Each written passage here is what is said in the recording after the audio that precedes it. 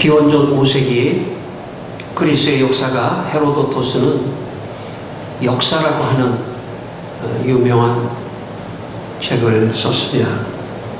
그 역사라고 하는 책은 서양 역사의 최초의 역사책입니다. 헤로도토스는 그 역사책을 쓰기 위해서 10년 동안 온 세계, 전 세계를 돌아다니며 자료를 수집하고 그 책을 썼습니다.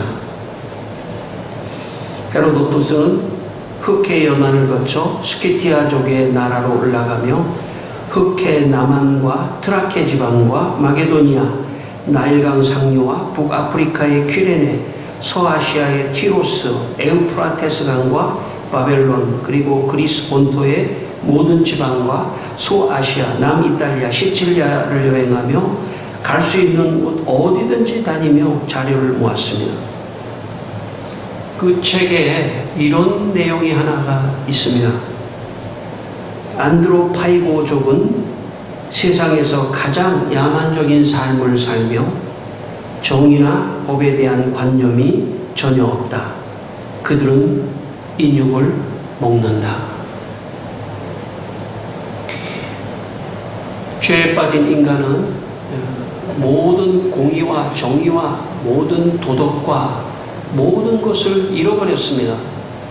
그렇기 때문에 인생을 함부로 살고 도덕적으로나 법적으로나 공의와 이런 것들이 없이 사람의 인육도 먹는 그런 죄로 인해서 그런 상황이 벌어졌던 것입니다.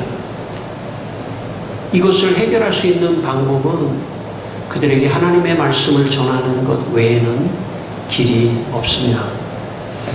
헤로도토스의 비전은 여행을 통해 보고 듣고 경험한 것을 가지고 역사책을 쓰는 것이었습니다. 예수님의 비전은 보고 듣고 경험한 것을 가지고 영혼을 구원하는 것이 예수님의 비전이었습니다.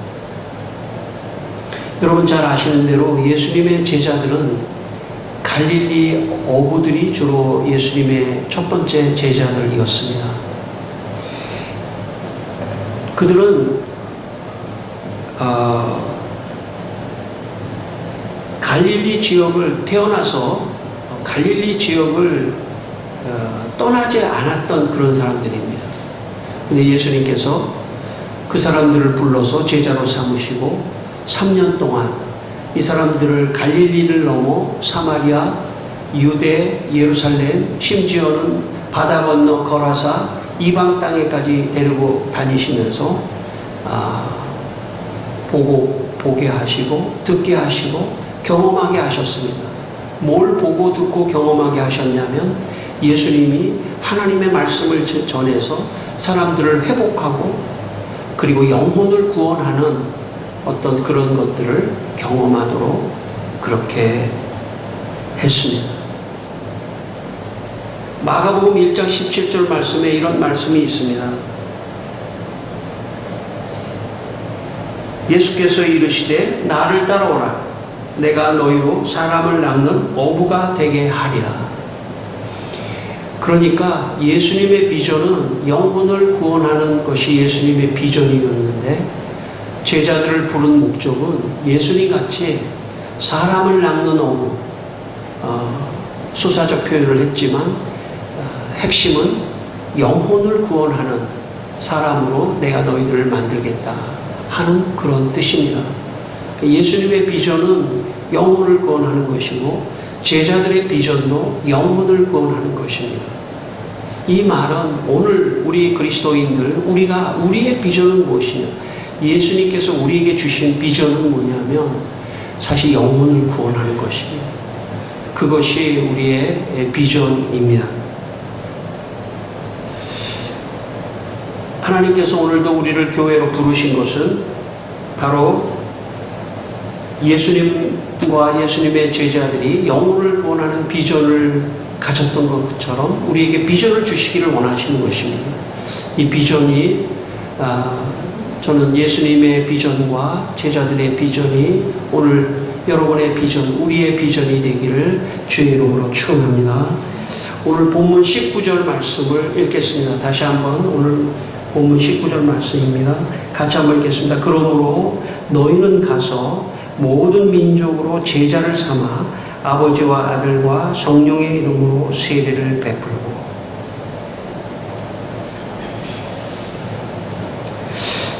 여기 보시면 예수님께서 제자들에게 너희들은 모든 민족 가서 모든 민족으로 제자를 삼아 세례를 주라고 말씀하셨습니다. 교회는 어떤 곳인가? 교회는 잃어버린 영혼을 찾아와서 그들에게 예수님의 복음을 증거하고 그들에게 세례를 베풀고 하는 것이 교회의 목적입니다. 사실 교회의 목적은 다른 것이 아닙니다. 교회는 하나님의 말씀을 증거하고 영혼을 구원하는 것이죠. 그래서 누가복음 19장 10절에 예수님께서 이렇게 말씀하셨습니다. 인자가 온 것은 잃어버린 자를 찾아 구원하려 함이니라. 예수님이 오신 것은 잃어버린 자를 찾아 구원하러 오신 것입니다.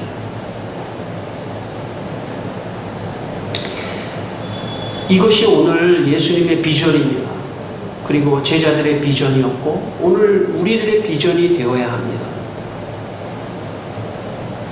저는 목회를 하면서 관심을 갖는 것은 교회의 본질은 무엇인가? 예수님의 핵심의 본질은 무엇인가? 늘 그것을 고민합니다. 예수님이 교회를 향한 본질은 무엇일까? 그것을 늘 생각합니다. 만약 그게 본질이 아니었을 때는 아무 의미가 없다고 생각하는 사람입니다. 본질. 그 본질은 뭐냐면 예수님이 이 세상에 오셔서 심지어 십자가를 지신 것도 한 영혼을 구원하시기 위해서입니다. 오늘 여기에 앉아 계신 저와 여러분을 구원하시기 위해서입니다.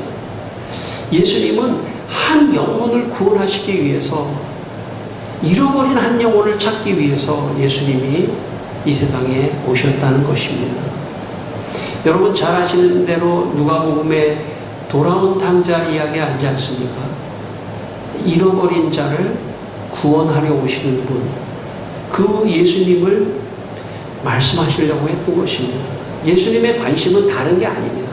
저는 교회를 향한 예수님의 관심은 무엇일까? 잃어버린 영혼을 구원하는 것입니다. 여러분 신앙은 뭘까요? 여러분 믿음 생활을 하고 계시는데 여러분의 목표는 무엇입니까? 여러분의 목표는 무엇입니까? 저는 여러분 개인의 목표와 비전이 있을 수 있겠죠. 그걸 넘어야 된다고 생각합니다. 개인의 비전을 넘어야 합니다. 내가 성공하고 잘되고 하는 거 맞습니다. 그러나 거기에 머물지 말고 예수님의 비전에게까지 가야 합니다.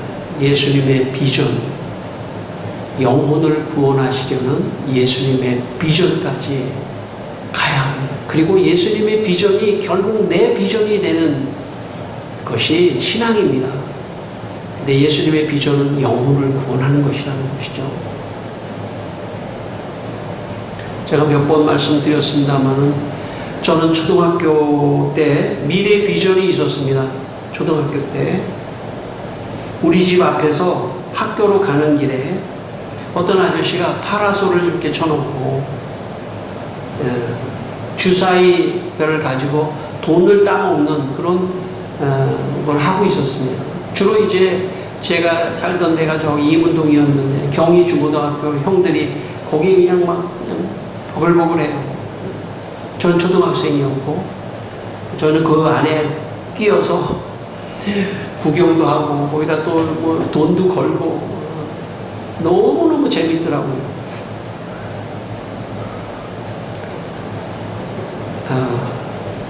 너무너무 재밌어요. 학교 가는 것도 잊어버리고 하루 종일 그 생각밖에 안 나는 거예요. 파라솔에 가서 돈 따먹게 해야 돼요. 학교를 늦은 적도 많고 학교 가야지 그러면서 가기도 하고 그랬어요. 그러면서 제가 생각할 때 제 미래 비전이라는 말은 뭐냐면 본다는 건데 뭘 보는 거냐면 상상력을 동원해서 미래를 보는 것입니다. 비전이라는 건.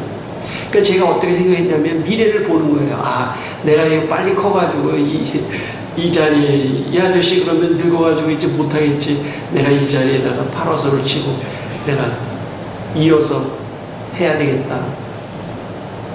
그런 생각, 그런 비전을 가지고 있었습니다. 그리고 돈 좀 많이 애들 돈 따가지고 짜장면이라도 사 먹어야 되겠다. 그런데 지금은 그 비전이 바뀌었습니다. 그게 제 비전이 아닙니다. 지금은 예수님의 비전이 내 비전이 되기를 소망하는 사람입니다. 다른 아무것도 관심이 없습니다.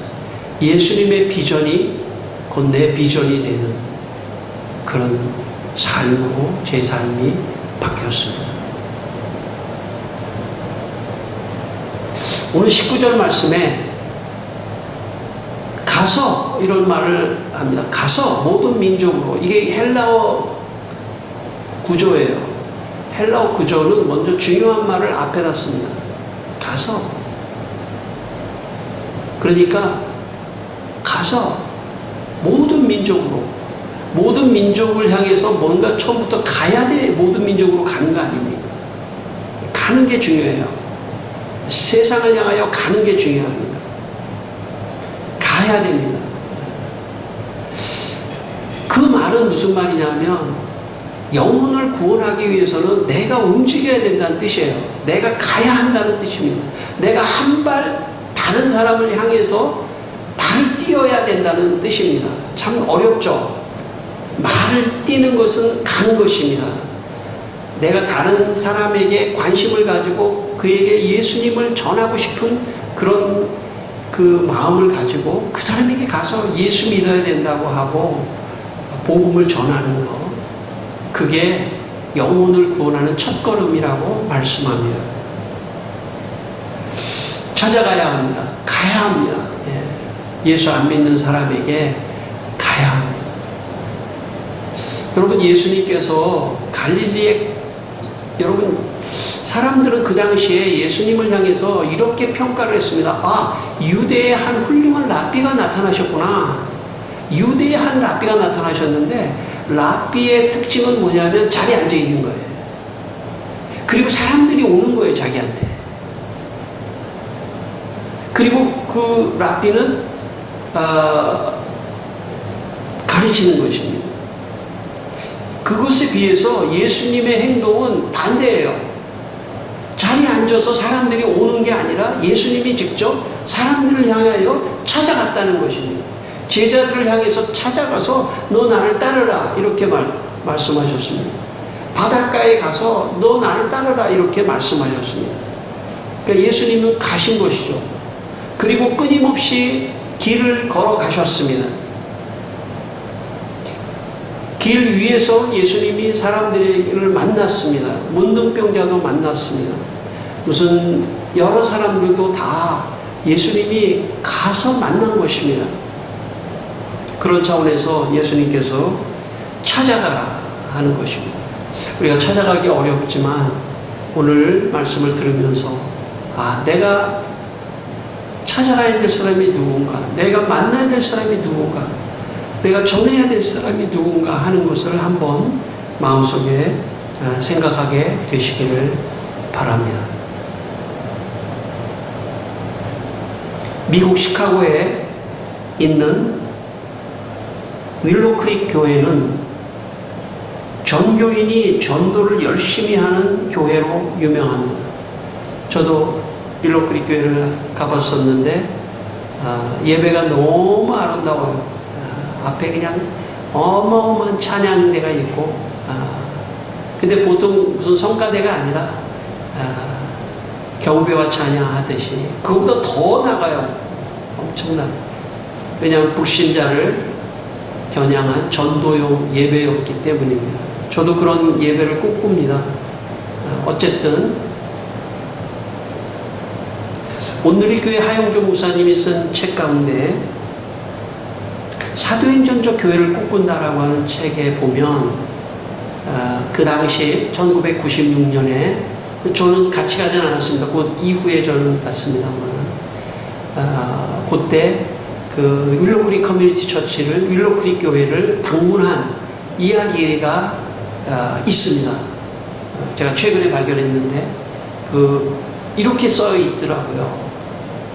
1996년 우리가 오늘의 교회 한 목사님과 교역자들이 또 성도들이 함께 간 겁니다. 1996년 우리가 윌로크릭 교회에 갔을 때 감동적인 이야기 하나를 들었다. 그 교회가 20주년이었는데 2만 명의 성도들이 큰 체육관에 다 모였다. 각자 전구 하나씩, 등 하나씩을 들고 있었다. 모든 행사와 프로그램이 끝나고 불을 다 끈 뒤 윌로크릭 교회에 와서 예수님을 만나 처음으로 예수님을 믿은 사람은 전구에 불을 켜십시오라고 사회자가 말했다. 그랬더니 무려 85%가 전구에 불을 켰다. 그때 성도들은 너무나 감격해서 서로 부둥켜 안고 울었다. 그동안 윌로크릭 교회는 예수 믿는 사람들은 다른 교회에 가도 된다. 예수 믿지 않는 사람만 이 교회에 와라. 그런 사람을 위한 목회를 하겠다. 그런 사람을 위한 설교를 하겠다. 그런 사람을 위한 프로그램을 하겠다. 그런 사람을 위한 성경 공부를 하겠다라고 고백해 왔다. 저는 교회가 다 여러 가지 형편에 따라 교회가 다 각양각색입니다. 어떤 교회는 맞고 어떤 교회는 틀리고 그런 문제는 물론 아닙니다. 그럼에도 불구하고 저는 윌로크릭 교회를 참 좋게 생각합니다. 불신자가 전도되는 것은 예수님의 비전입니다. 예수님이 그것을 원하시는 거죠. 저는 당시에 윌로크릭 교회가 이런 거를 잘 모르고 가고 그냥 예배가 너무 그냥 아름답고 그냥 찬양이 아름답고 해서 너무 거기에 반했는데 지난주에 제가 이 책을 읽고 처음 알게 됐습니다. 나도 윌로크릭 커뮤니티 처치와 같은 목회를 하고 싶었던 것 같아요. 아니 지금 하고 있고 인원의 문제도 아니에요. 그냥 하는 게 중요한 것입니다. 하나님이 하시는 것이기 때문에 어떤 교회는 부흥할 수도 있고 많이 올 수도 있지만 또 어떤 게 적을 수도 있지만 그게 중요한 것이 아니라 불신자를 전도하는 잃어버린 영혼을 전도하는 저는 우리 성도들에게 말씀하고 싶습니다. 우리는 동역자입니다. 제가 이 교회를 하는 게 아니라 주님이 하시는 거고 제가 목회자로서 인도하는 것일 뿐이지 성도들과 함께 하는 것입니다. 우리 성도들도 우리 교회가 불신자를 전도하는 그런 교회로 갈 수 있도록 함께 협력하며 함께 기도하며 함께 전도했으면 좋겠습니다. 저는 그것이 교회라고 생각합니다. 이게 교회가 말이죠. 너무 물량주의적으로 빠지니까 세상적이 돼버렸어요. 교회 생활을 하는 성도들마저도 너무 물량적이고 너무 세속적인 그렇게 가면 안 됩니다. 교회는 더 본질적으로 가야 되고 예수님의 비전을 향해서 가야 됩니다. 그럴 때 예수님께서 기뻐하시겠다고 저는 생각합니다. 저 우리 교회가 윌로크릭 교회 같이 불신자가 지금 현재 그렇게 우리가 하고 있지만 앞으로도 더 기도하고 전도하고 그랬으면 좋겠습니다. 여기 19절에 보면 모든 민족으로 가라고 말씀했는데 이 헬라어 단어는 사실 옛날 번역에는 모든 족속으로 가라고 되어 있습니다. 제가 서두에서 말씀드렸지만 헤로도토스의 역사에 보면 어떤 족속은 인육을 먹고 그러지 않습니까? 그런 미개한 야만인 같은 그런 족속에게 가서 하나님의 말씀을 전해야만이, 그래야만이 변화가 되는 것이기 때문에 모든 족속에게 가라고 말씀하셨습니다. 뭐 꼭 그런 건 아니지만 구분해 본다면 오늘 우리 민족에서 예수님을 전한다면 그것은 전도입니다. 그렇지만 우리 민족을 넘어서서 다른 민족, 다른 족속에게로 간다면 그건 선교라고 말할 수 있습니다. 전도와 선교를 우리가 동시에 해야 되는 것이죠. 전도도 하고 선교도 하고 그런 것입니다. 우리가 선교사를 생각하고 기도하면 이 선교를 하는 것입니다. 아주 오래된 얘기지만 우리가 개척해서 우리가 참 돈도 하나도 없었는데 그때 돈 우리가 얼마입니까? 뭐 1,000만 원인가요? 700만 원인가 1,000만 원인가 해서 아프리카 우간다에다 교회를 세웠지 않습니까? 그 선교사님이 은퇴를 하고 돌아오셔가지고 저랑 같이 식사를 얼마 전에 한 달 전에 식사를 하셨습니다. 아프리카 우간다에다 우리가 지었던 그 교회 수백 명이 지금 모이고 있다는 거예요. 우리가 부족하지만 선교도 하고 있고 또 선교를 생각하는 것만으로도 이미 선교를 하고 있는 겁니다. 내가 전도해야지 하는 생각만 하는 것도 이미 전도하고 있는 것입니다. 그런 생각을 하는 것만으로도 의미가 있습니다.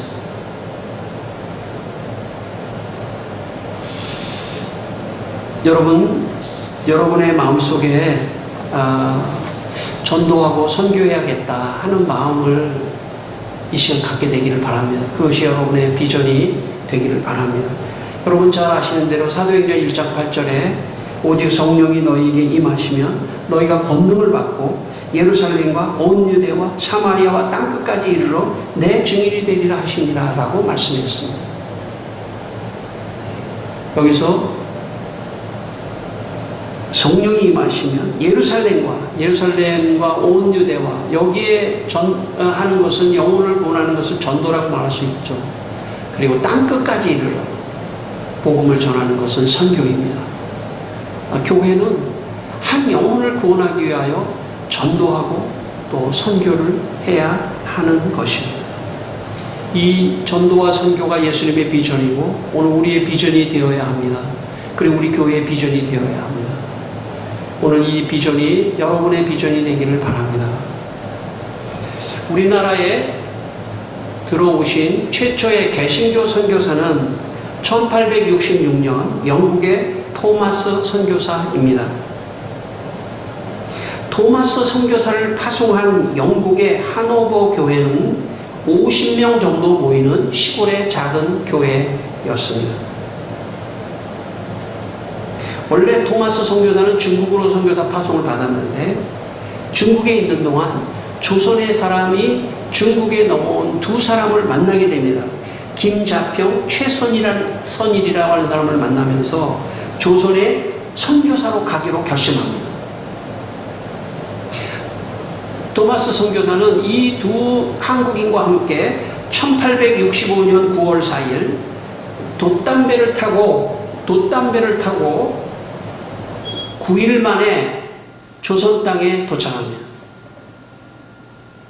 서해안에 도착해서 2개월 반 동안 예수님을 전합니다. 그때 토마스 선교사가 조선말을 조금 배워가지고 와서 몇 마디로 이렇게 얘기를 하면서 성경책을 나눠 주었습니다. 당시 조선은 천주교 박해 때문에 기독교를 믿으려고 하면은 모두 감옥에 가지고 벌금형을 하고 참수를 하는 그런 무시무시한 어떤 상황이었는데도 토마스 선교사는 한국인과 함께 서해안에 들어와 2달 반을 지내며 성경을 전합니다. 나중에 안 일이지만 박가라고 하는 이름은 정확하지 않지만 성만 있는 박가라고 하는 조선 사절단이 중국에 와서 토마스 선교사를 만났습니다. 그는 말하기를 성경은 평양에까지 들어와서 자기가 그 성경을 읽었다는 것입니다. 그래서 뭐라고 말하냐면 야소교, 예수교죠. 야소교, 당시에 그렇게 말했습니다. 야소교 책이 매우 좋소이다. 이 용태라고 하는 사람은 그 성경을 받아서 자기 집의 벽에다가 벽지로 찢어서 벽지로 붙이다가 벽지에 붙어 있는 것을 읽고 예수 믿게 됩니다. 그리고 나중에 목사가 됩니다. 거의 1년이 지난 1866년 8월 9일 토마스 선교사는 이제 본격적으로 조선에 완전히 입국해서 거기서 선교사로 헌신하려고 들어옵니다. 그때 런던 선교회, 자기가 속해 있었던 런던 선교회에 이런 편지를 남겼습니다. 배를 타고 조선으로 들어갑니다.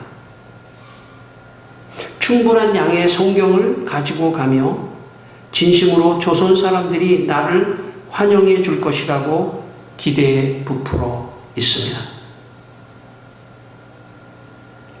조선에 도착한 토마스가 탄 상선은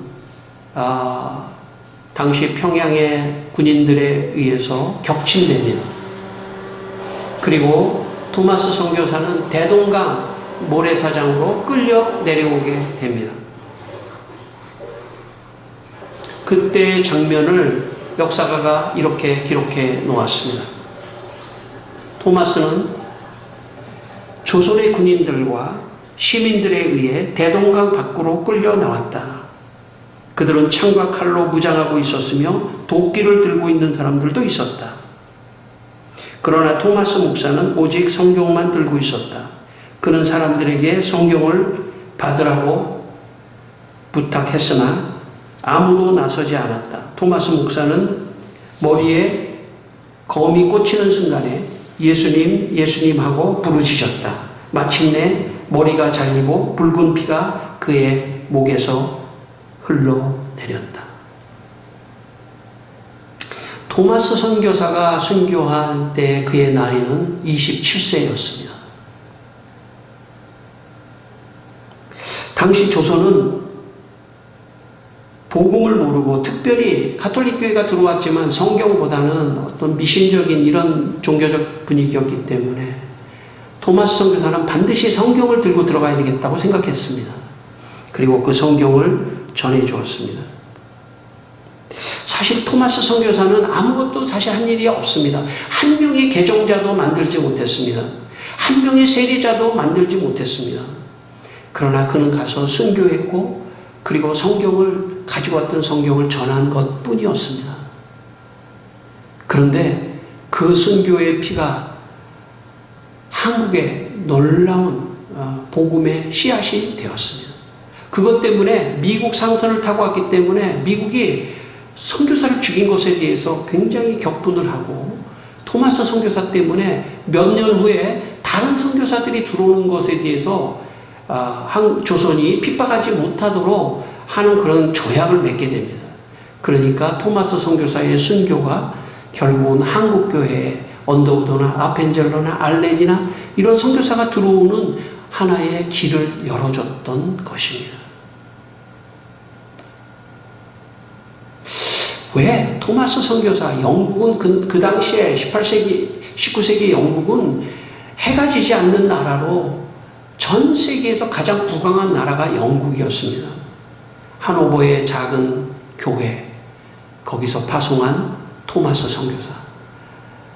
동양의 가장 끝나라 조선에 죽음을 각오하고 왜 들어왔을까요? 한 영혼을 구원하기 위한. 오늘 저는 윌로크릭 커뮤니티 처치와 토마스 선교사를 대조하면서 말씀드립니다. 어떤 경우에는 어떤 경우에는 풍성한 어떤 열매가 있을 수 있죠. 당장 보기에 토마스 선교사에게는 아무것도 없을 수도 있습니다. 그러나 하나님이 하십니다. 하나님이 역사하시는 거죠. 하나님께서 토마스 선교사가 전한 그 성경책을 가지고 사람들은 읽기 시작했고 토마스 선교사의 순교로 말미암아 그 후에 들어오는 선교사들이 안전하게 들어올 수 있는 길목을 열었기 때문에 오늘 이 땅에 교회가 여기까지 올 수 있었던 것입니다.